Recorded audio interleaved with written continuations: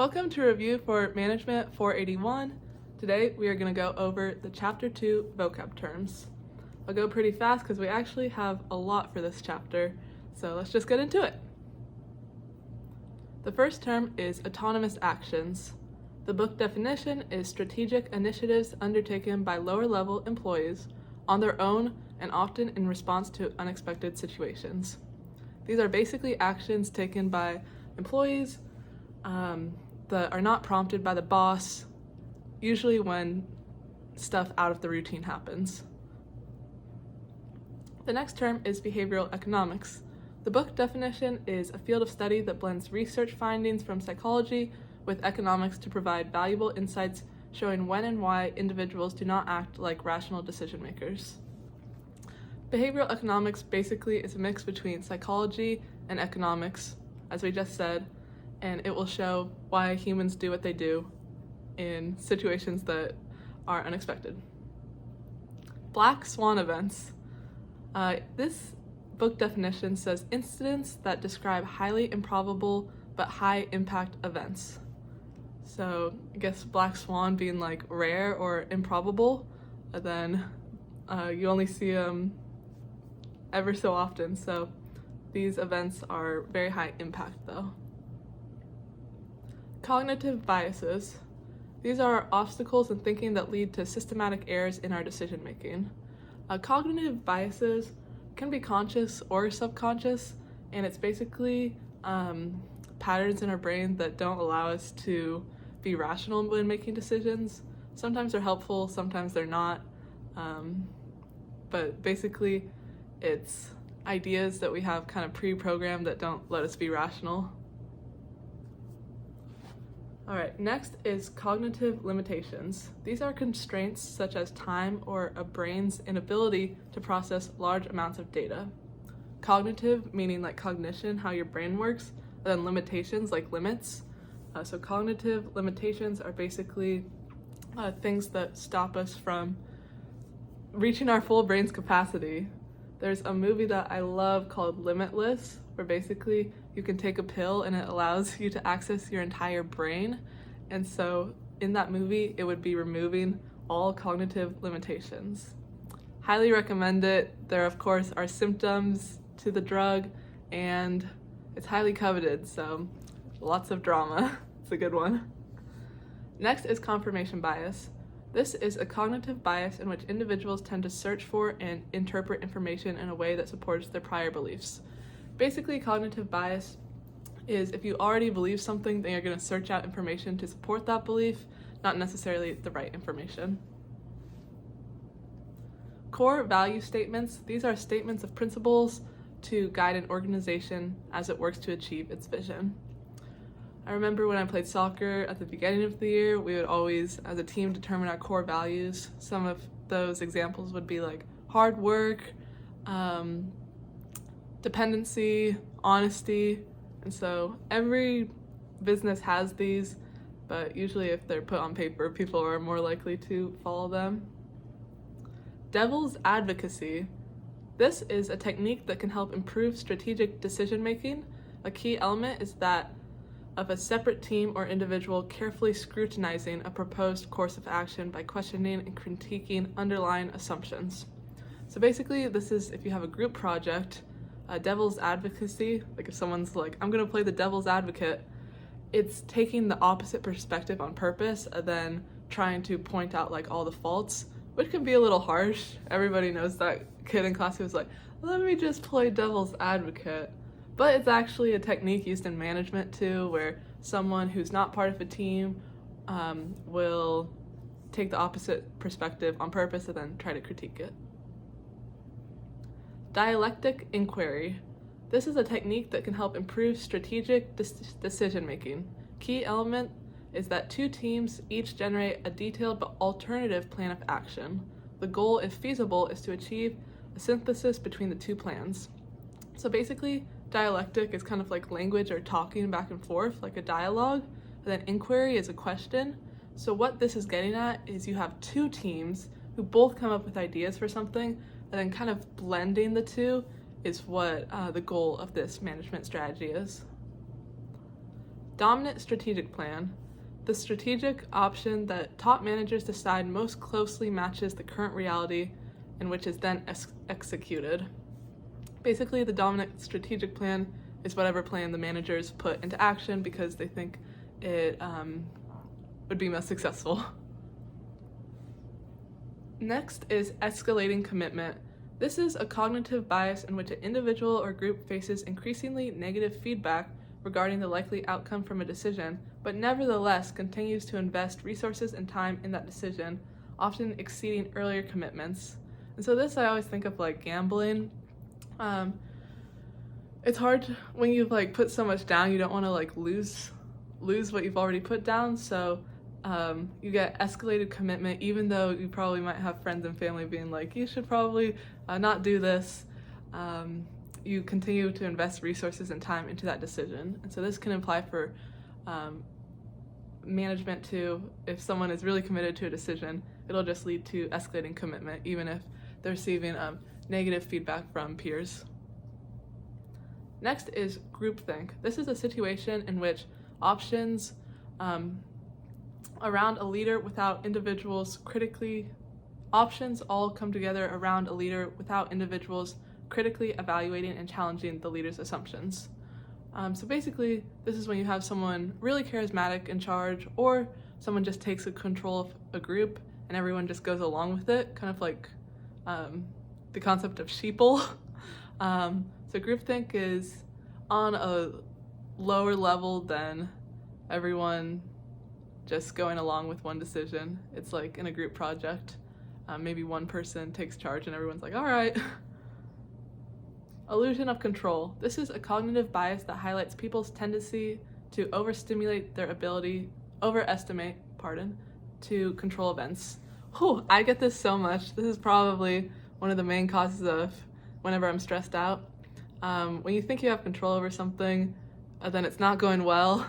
It's like, dang, on one hand it's not going well, and then you also have the blame for yourself, like, oh, it's my fault, it's not going well.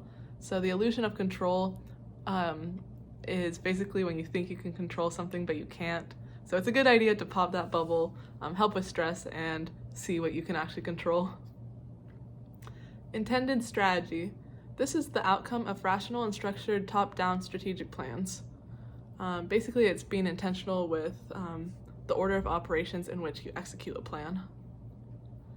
Level 5 leadership pyramid. Level 5.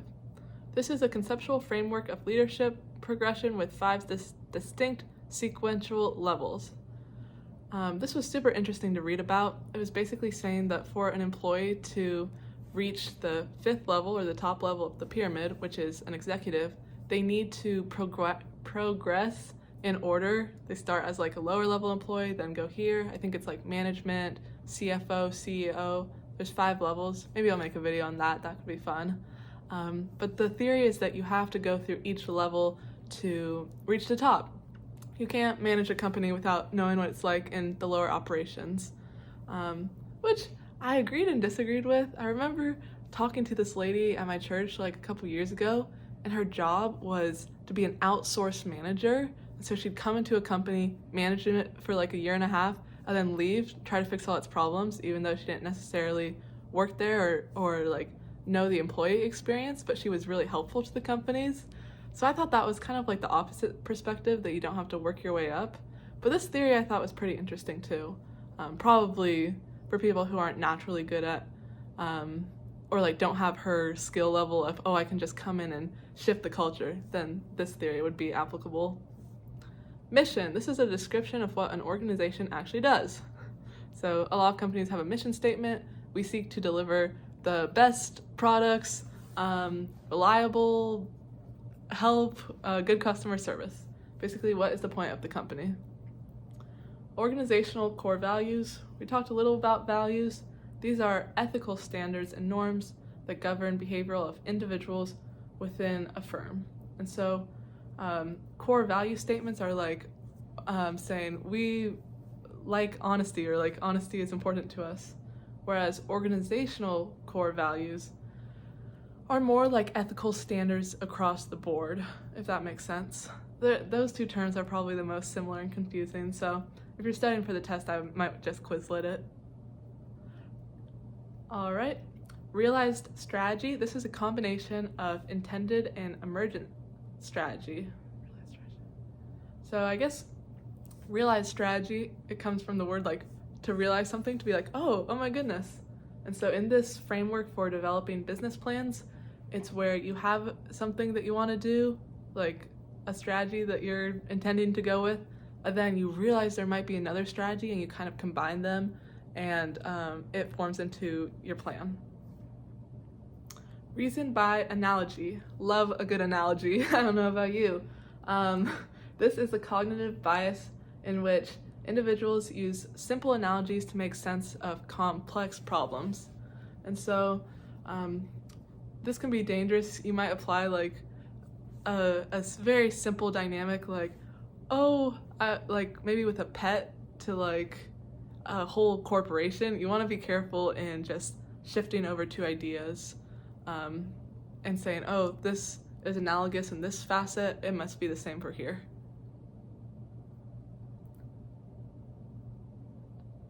Representativeness, a cognitive bias in which conclusions are based on small examples or even from memorable cases. Basically, this kind of bias is where you think of a small example, kind of like the analogy, but you're like, oh, this happened here, it must be applied to this bigger analogy, when in fact it's like they're not correlated at all. Resource allocation process, or RAP. This is the way a firm allocates its resources based on predetermined policies, which can be critical in shaping its realized strategy. This is basically how is the firm going to spend its time, money, resources to accomplish their mission. Scenario planning. This is a strategy planning activity in which top management envisions different what-if scenarios to anticipate plausible futures in order to derive strategic responses. Whew, that might be the wordiest one so far.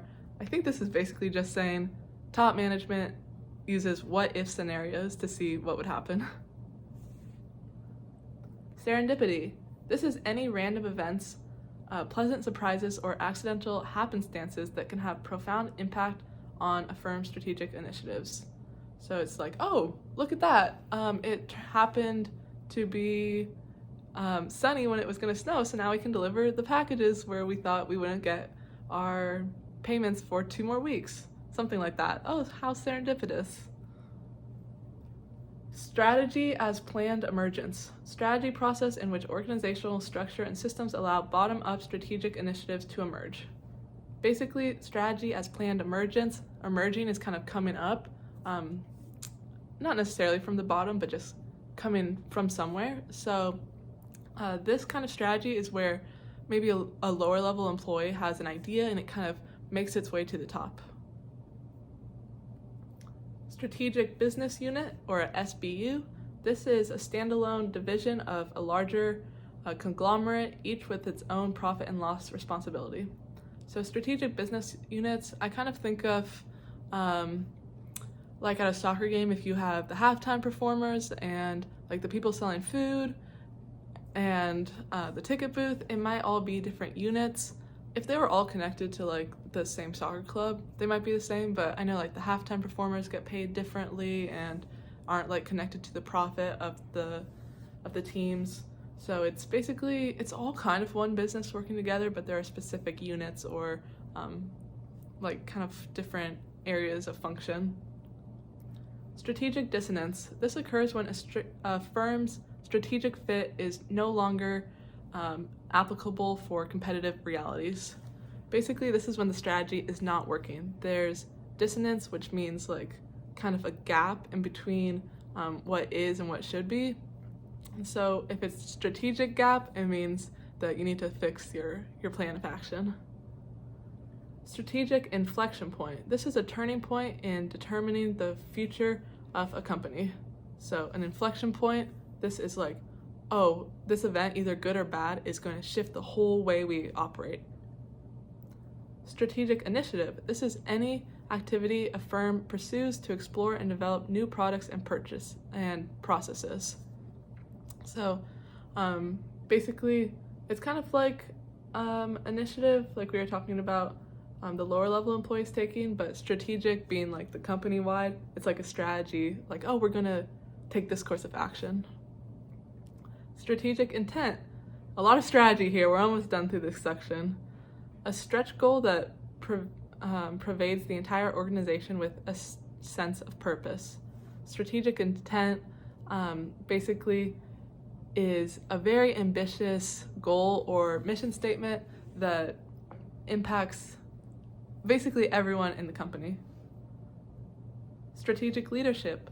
Executives' use of power and influence to direct the activities of others when pursuing an organization's goals. Strategic leadership, I think you all got that one. Strategic management process, method put in place by strategic leaders to formulate and implement a strategy. Strategic formulation, the part of the strategic management process that concerns the choice of strategy. It's basically when you're forming your strategy, this would be called the strategy formulation.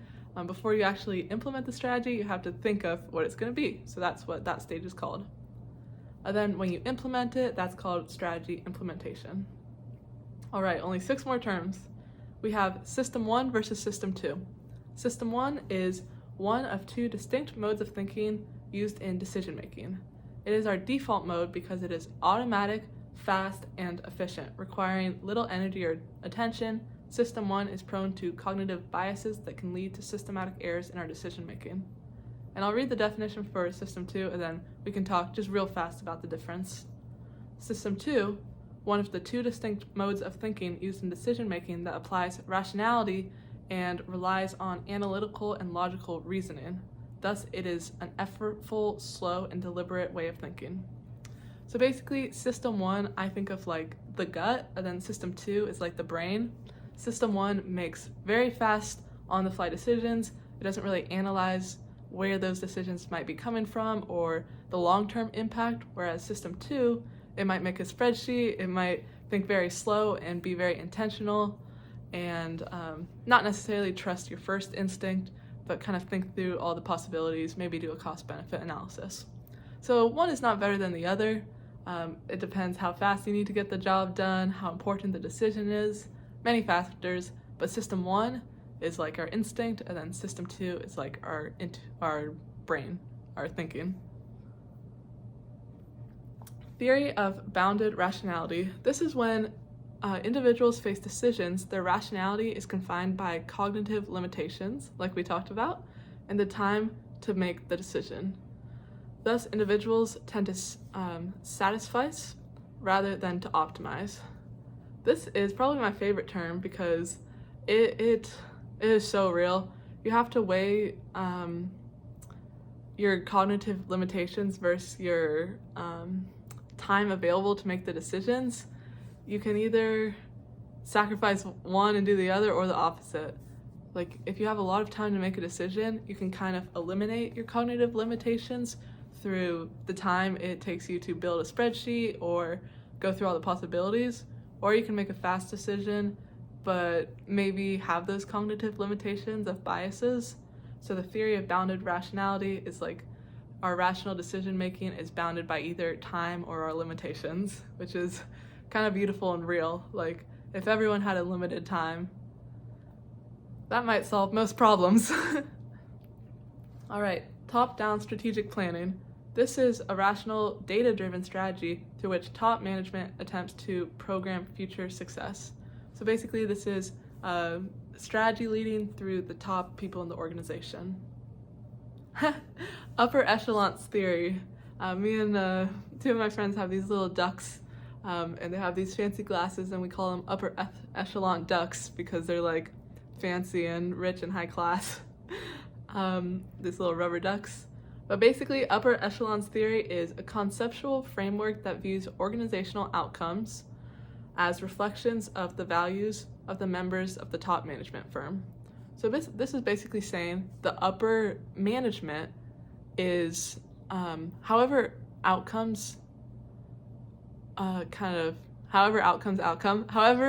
outcomes are, that is reflective of their values. So this is very true in soccer. Definitely you can see based on a team's culture, the coach's values and how they operate. So this is saying the same thing in business, like the bosses and the top management are responsible for the team or the business's culture and results. Obviously not everything's in their control, so it's a very difficult job, but that's what that theory says. Okay, our final term is vision. This is a statement that captures an organization's purpose and aspiration. It spells out the organization's wants and what they want to accomplish. You understand what a vision is. A lot of times people make vision boards for what they want in like the next year, 2025, 2026, whatnot. And so the vision is basically the company's desires for the future of their business.